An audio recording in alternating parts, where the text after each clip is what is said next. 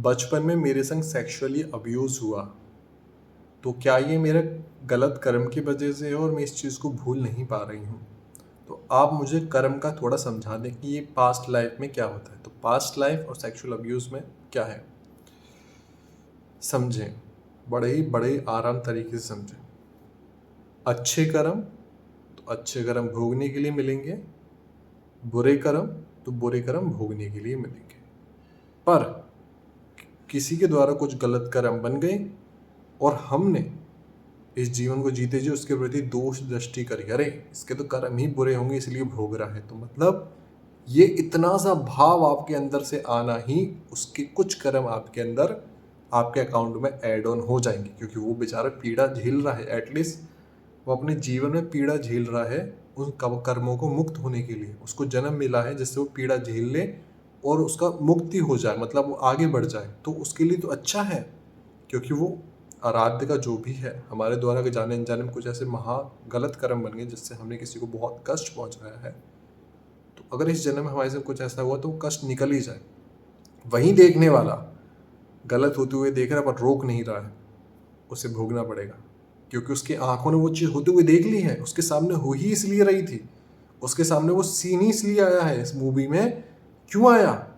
अगर आपके पास पैसा है और आपके पास कोई मांगने आया बहुत ज़्यादा ऐसी भावना में कि उसमें बिल्कुल नहीं था, तो आपके पास आपका पैसा नहीं है, आपको उसको देना था। ये कर्म है, आपको क्यों देना था? क्योंकि ये ये जो केसेस हमारे सामने इतने सारे आते हैं, तो आत्मा ने खुद बताया है, कई बार आत्मा ने खुद बताया है कि जैसे समझो एक आत्मा से जो इंसिडेंट हुआ, तो उस आत्मा ने ये समझाया कि वो आत्मा पूरे समय अपनी पूरी मौत, मतलब जितना उसका शरीर था उसने उतना जिया, 80-90 साल जीने के बाद जैसे उसका शरीर पूरा हुआ, उसके कुछ पैसे रह गए थे, उसके कुछ पैसे रह गए थे। अब कुछ पैसे रहने के साथ उसको क्या था, मेरे पैसे रह गए इस इंसान पे। उस इंसान से शरीर में कोई संबंध था, जैसे मान लो बेटे का संबंध हो सकता है, नाती का संबंध हो सकता है, कभी कभार आपके कोई और भी संबंध हो सकते हैं, ऐसे रिश्तेदारों में कोई भी संबंध था उस आत्मा का। शरीर पूरा हुआ, वहीं उसी घर में उसका बेटा बन के उसने जन्म लिया। फिर वही पैसे जो उसके रह गए थे वो लेने के लिए, ये होता है कर्म। तो हमारा जन्म यूं ही किसी परिवार में होना, ये संजोग नहीं होता कि यूं ही हो गया, ऐसा नहीं होता है। आत्मा को चॉइस मिलती है बहुत पहले, पर उसे याद नहीं होता है, तो फिर उसके बाद कार्मिक अकाउंट से चलता है। ठीक है, आपके कुछ अच्छे कर्म हैं, कुछ बुरे कर्म हैं। इस वक्त कौन से कर्म इस जन्म में आप चाहते हैं कि सॉल्व हो जाए? आप बहुत जन्मों से आ गए, इस जन्म में मैं चाहती हूँ कि मुझे ब्रह्मांड ये वाली सीख दे दे कि कोई अपना नहीं है। समझ में आया? मैं को किसी की ज़रूरत नहीं है। अहंकार करने से नीचे मुंह देखना ही पड़ता है। लालच करने में बहुत नकारात्मक ऊर्जा आती ही है, लालच से कुछ नहीं होता। समझो ये सब सीख जो हैं हमें मिलती हैं। समझो हमारे अच्छे कर्म बुरे कर्म, तो आत्मा डिसाइड करती है, ठीक है ये वाले रह गए हैं अभी बुरे कर्म, इस जन्म में कर लेते हैं, इस जन्म में कर लेते हैं, तो ऐसा होता है। समझो, तो ये कर्म है। तो जब ये चीज़ हम नहीं समझते और मजाक में लेते हैं, अरे ठीक है बुरे कर्म, तो ऐसा नहीं होता है। कर्म है, कर्म ही है। जैसे ये शब्द अभी मुंह से निकल रहे हैं, तो ये कर्म ही है, और इन्हीं शब्दों से अगर निंदा होती तो हमारे द्वारा बुरे कर्म बनते हैं, जो कि बने होंगे आराध्य कृपा से। तो हम बस माफ़ी ही मांग सकते हैं।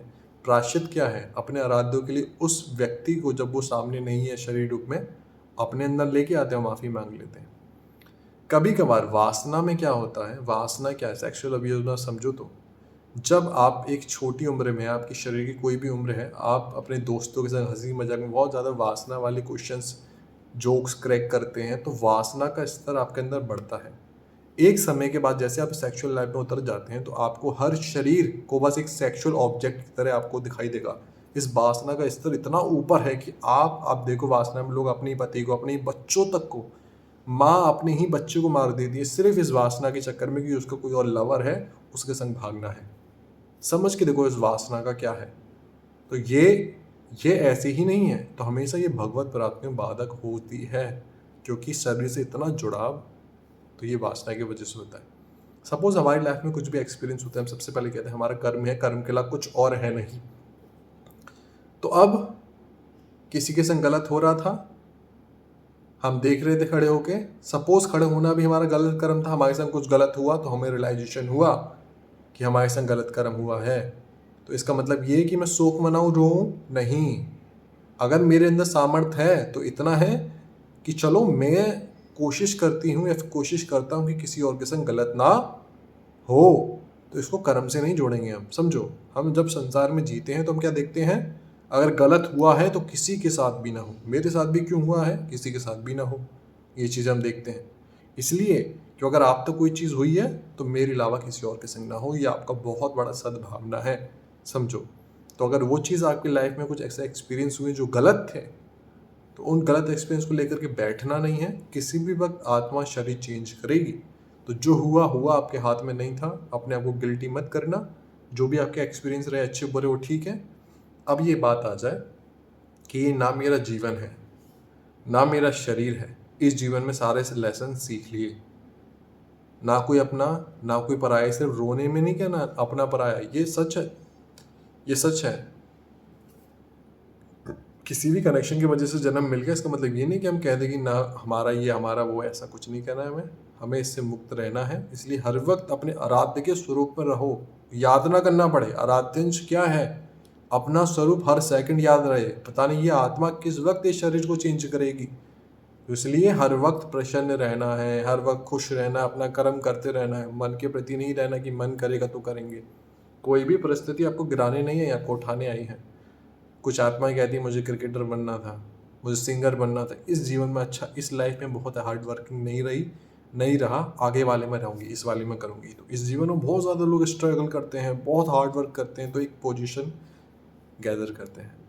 तो सब कर्म ही है, बिना मेहनत के सोचे में बैठ के मिल जाएगा तो नहीं होगा। तो कर्म हमें क्या देखना है, अपने कर्मों को ये मानना कि ठीक है कर्म है, हमें किसी का गलत नहीं करना है, पर गलत को सहना भी बिल्कुल नहीं है। सही तरीके से हर गलत का जवाब देना है। दिस इज कॉल्ड आध्यात्मिक समझ, कि हमें गलत तो नहीं करना। अगर गलत हुआ है और किसी ने गला काटा, हमने भी काट दिया, सेम पोजीशन पे खड़े हो गए, उसने भी गलत, हमने भी गलत। बद्दुआ देना भी बहुत बड़ा गलत है। तो इसलिए अपने कर्मों को देखना है कि हाँ किसी ने गलत किया है, तो सोचना कि हमारा कर्म है, पर गलत को सहना नहीं है। अच्छे तरीके से एक वैलिड, जो लॉ के अकॉर्डिंग वैलिड है हमारे समाज में, जो भी कानून है, भारतीय कानून वगैरह, जो कुछ गलत हो रहा है उसके अगेंस्ट चीज़ें करना, पर अपने आप को गलत साबित नहीं होने देना। ये चीज़ सबसे इंपॉर्टेंट है, क्योंकि अगर गलत के खिलाफ करते करते हम भी गलत हो गए तो हम दोनों ही भ्रष्ट हो गए, हम दोनों को फिर और आगे करना पड़ेगा। तो ऐसा करना, निराश नहीं रहना है, कर्मिक अकाउंट खत्म। क्योंकि इस वक्त जब आत्मा समझ जाती है कि जो भी एक्सपीरियंस हुए, कर्म वरम व्हाटएवर छोड़ो, मुझे इस रियलाइजेशन हो गया है कि एक आत्मा जन्म लेती है, ना ही शरीर ना ही मन है, ऐसे परिवार मिलता है कर्म के बेसिस पे, हम जिसके हैं उसके पास जाना है, बस हो गई मुक्ति। इसी स्वरूप में अगर आपकी आत्मा निकल गई, आराध्य के पास पहुंचोगे।